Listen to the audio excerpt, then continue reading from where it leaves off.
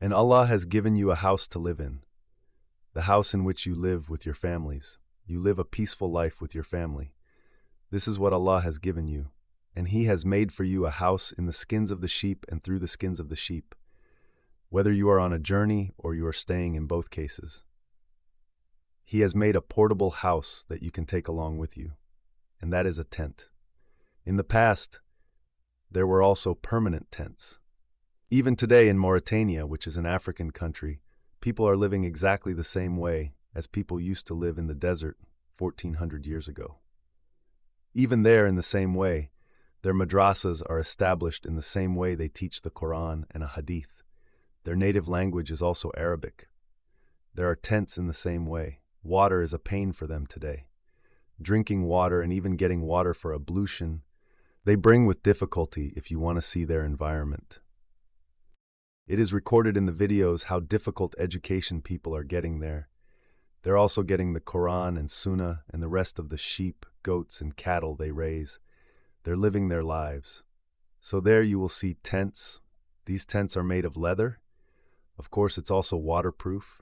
It also saves a lot of time, and the biggest thing is that you can shift from one place to another. Today we have a parachute cloth. It is a modern technology. This did not happen in the past, so they used these leathers to set up tents. The tents of Mina were also made of these things. Now for some time the tents of Mina have been made of fireproof material. Even if there is a fire, the fire does not travel further. They're fireproof tents. They're made of such materials. Anyway, all these things have been suggested by Allah to man. Whatever we create are not creation ex nihilo. Rather, we create things from the creation of Allah. If a big tree makes something out of wood, then it has to get wood from nature. Basic material is obtained from nature. The basic material for the advancement of science today is obviously obtained from this earth. It is obtained from nature and these animals through their wool, through their fur, and through their hair. What has Allah made for you? It is the material for your need, and Allah has given you these blessings for your need. See what a great blessing it is. When the skin of the sheep is removed from the top, you shave off the head of the living sheep. Its hair is removed, then it grows again. You use that hair. Then when these animals are sacrificed, we benefit from their meat, and we use their skin as a tent, as a pillow, as a blanket.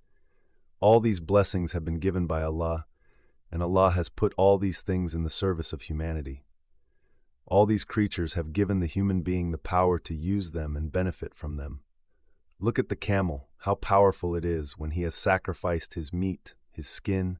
Allah has made each and everything beneficial for man's son. This is the leasings of Allah. The end result is that Allah has to respond. The creator of all these things demands from you that the way Allah has put all these creatures in your service, He has also created you for a purpose. That is that Allah has created the universe for man and man for himself. We have not created jinn and humans, but only so that they may worship us, and worship means total obedience. Fully obeying Allah in the rights of Allah and in the rights of worship. Fully obeying Allah in all matters is the worship of all. Allah has created shadows for you in His created things.